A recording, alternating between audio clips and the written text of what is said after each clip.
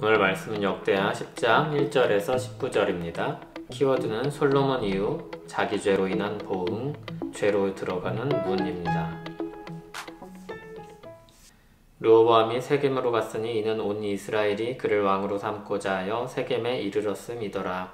느밧의 아들 여로보암이 전에 솔로몬 왕의 낯을 피하여 애굽으로 도망하여 있었더니 이 일을 듣고 여로보암이 애굽에서부터 돌아오매 무리가 사람을 보내어 그를 불렀더라. 여로보암과 온 이스라엘이 와서 르호보암에게 말하여 이르되 왕의 아버지께서 우리의 멍에를 무겁게 하였으나 왕은 이제 왕의 아버지께서 우리에게 시킨 고역과 매우 무거운 멍에를 가볍게 하소서. 그리하시면 우리가 왕을 섬기겠나이다. 르호보암이 그들에게 대답하되 3일 후에 다시 내게로 오라 하매 백성이 가니라.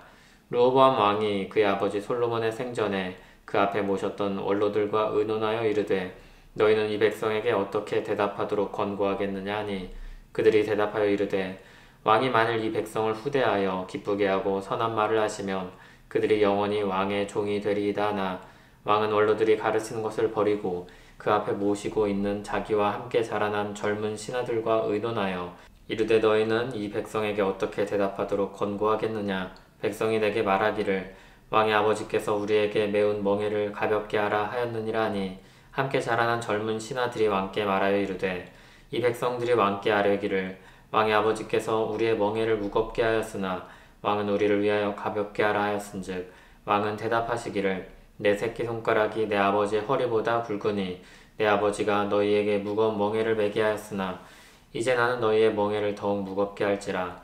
내 아버지는 가죽 채찍으로 너희를 치셨으나 나는 정갈 채찍으로 하리라 하소서 하더라. 3일 만에 여로보암과 모든 백성이 르호보암에게 나왔으니 이는 왕이 명령하여 이르기를 3일 만에 내게로 다시 오라 하였음이라. 왕이 포악한 말로 대답할세 르호보암이 원로들의 가르침을 버리고 젊은 신하들의 가르침을 따라 그들에게 말하여 이르되 내 아버지는 너희의 멍에를 무겁게 하였으나 나는 더 무겁게 할지라. 내 아버지는 가죽 채찍으로 너희를 치셨으나 나는 전갈 채찍으로 치리라 하니라. 왕이 이같이 백성의 말을 듣지 아니하였으니 이 일은 하나님께로 말미암아 난 것이라. 여호와께서 전에 실로 사람 아이야로 하여금 느밧의 아들 여로보암에게 이르신 말씀을 응하게 하심이더라. 온 이스라엘은 왕이 자기들의 말을 듣지 아니함을 보고 왕에게 대답하여 이르되 우리가 다윗과 무슨 관계가 있느냐.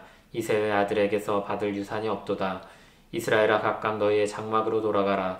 다윗이여 이제 너는 내 집이나 돌보라 하고 온 이스라엘이 그들의 장막으로 돌아가니라. 그러나 유다 성읍들에 사는 이스라엘 자손들에게는 르호보암이 그들의 왕이 되었더라. 르호보암 왕이 역군의 감독 하도람을 보냈더니 이스라엘 자손이 저를 돌로 쳐 죽인지라. 르호보암 왕이 급히 수레에 올라 예루살렘으로 도망하였더라. 이에 이스라엘이 다윗의 집을 배반하여 오늘까지 이르니라. 아멘. 솔로몬이 죽고 난 후 르호보암이 왕이 되었습니다.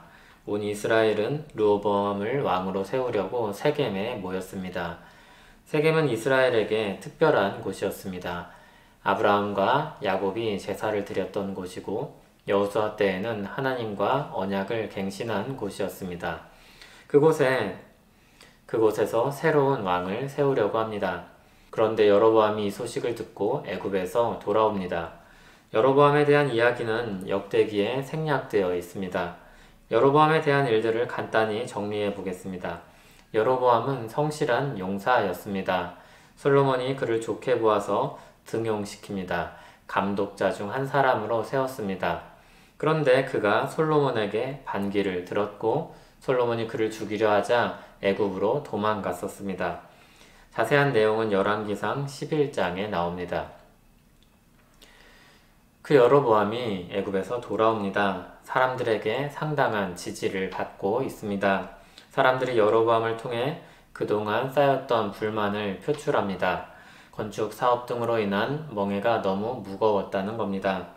20년의 건축은 백성들에게 상당한 부담을 주었고 그 이후로도 그런 부담은 줄어들지 않고 있었습니다. 그런데 솔로몬이 죽고 르호보암이 즉위하자 불만이 터져 나오는 겁니다. 르호보암은 이 일을 수습하기 위해서 조언을 듣습니다. 한쪽은 원로들이고 또 다른 한쪽은 자기의 친구들입니다. 그런데 르호보암은 원로들의 조언을 버리고 친구들의 말을 듣습니다. 8절을 보면 자기와 함께 자라난 젊은 신하들 이렇게 기록하는데 사실 이들은 결코 젊지 않았습니다. 르호보암은 41세에 왕이 되었습니다. 그 친구들도 그와 나이가 별로 차이 나지 않았을 것입니다.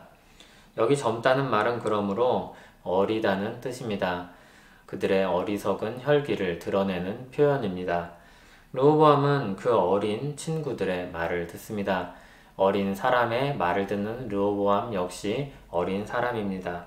이 사건을 기점으로 이스라엘이 둘로 갈라지게 됩니다. 르호보암을 따르는 쪽과 여로보암을 따르는 쪽으로 나뉘게 됩니다. 120년의 통일왕국이 그렇게 막을 내리게 됩니다. 역대기만 읽으면 아무런 어려움 없이 왕국 분열의 원인으로 르호보암을 지목할 수 있습니다. 그런데 문제는 열왕기상 11장에서는 분열의 원인으로 솔로몬의 배도를 꼽고 있습니다. 이방 여인들과 정략 결혼을 하고 그들에게 영향을 받아서 하나님을 떠난 결과였습니다. 그게 열왕기서가 말하는 분열의 역사의 뿌리입니다. 역대기도 물론 그런 사실을 간과하지는 않습니다. 15절에서처럼 이 일이 하나님께로 말미암은 것이며 이미 아이야를 통해서 말씀하신 것이 이루어진 것이라고 밝히고 있습니다. 열왕기상 11장에 보면 하나님께서 솔로몬의 죄로 인해서 아이야를 보냅니다. 그를 통해 여로보암에게 이스라엘 10지파를 주시겠다고 말씀하십니다. 왕국의 분열은 그런 하나님의 말씀의 성취입니다. 그런데 역대기는 르호보암의 죄를 더 강조하여 기록합니다. 이유가 있을 것입니다. 유다 백성들은 바벨론 포로로 잡혀가면서 자신들이 당하는 일의 원인을 자기 조상들에게 돌렸습니다. 그들은 아버지가 신 포도를 먹었으므로 그의 아들의 이가 시다고 주장했습니다. 자신들은 잘못이 없는데 조상들의 문제로 인해 고생을 하고 있다는 뜻입니다. 솔로몬은 책임을 돌리기 좋은 대상 중 하나였을 것입니다. 죄는 책임을 전가하는 데 선수입니다. 나라가 갈라진 것, 성전이 무너진 것, 그들이 포로로 잡혀간 것, 그 책임을 솔로몬에게 다 돌리고 또는 조상들에게 돌리는 착각에서 벗어나야 했습니다. 하나님께서 은혜를 베푸셔서 성전을 건축하게 하셨습니다. 그들과 함께 하셨습니다. 그럼에도 계속해서 하나님을 떠난 백성들의 죄로 말미암아 그들은 포로가 되었던 것입니다. 하나님은 솔로몬의 기도에 응답하시며 분명히 말씀하셨습니다. 그들이 하나님을 버리고 떠나면 그들을 치실 것이며 그들에게 허락하신 성전마저도 무너뜨리시겠다고 하셨습니다. 그 성전까지도 모든 민족의 속담거리와 이야기거리가 되게 하겠다고 말씀하셨습니다. 그리고 하나님은 말씀하신 대로 그들의 죄에 대하여서 보응하십니다.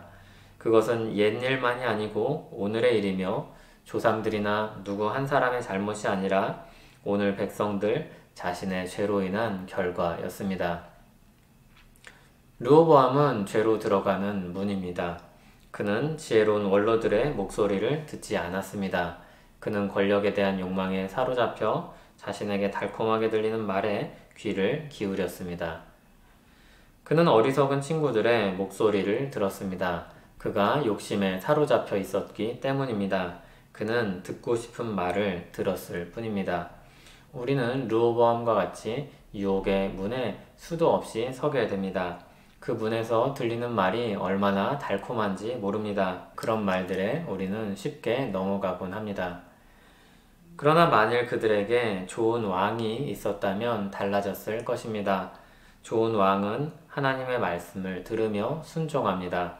이스라엘은 하나님의 말씀을 듣는 왕, 그 왕을 따르는 백성이어야 했습니다. 그런 지혜는 우리에게도 다르지 않습니다. 하나님께서 진정한 왕이신 예수 그리스도를 보내주셨습니다. 하나님께서 변화산에서 이렇게 말씀하셨습니다. 이는 내 사랑하는 아들이니 너희는 그의 말을 들으라.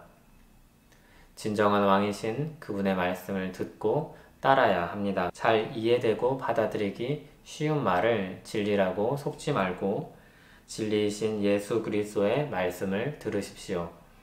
진리의 말씀은 때로는 자기를 부인하고 들어야 할 만큼 괴로운 것일 수도 있습니다.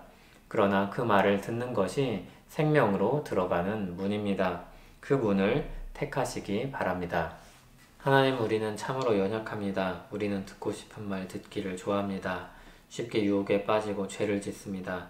진리의 말씀을 주야로 묵상하게 하시고 참된 왕이신 예수님의 말씀을 따르게 하옵소서. 우리를 모든 죄악에서 건져 주시옵소서. 예수님의 이름으로 기도합니다. 아멘.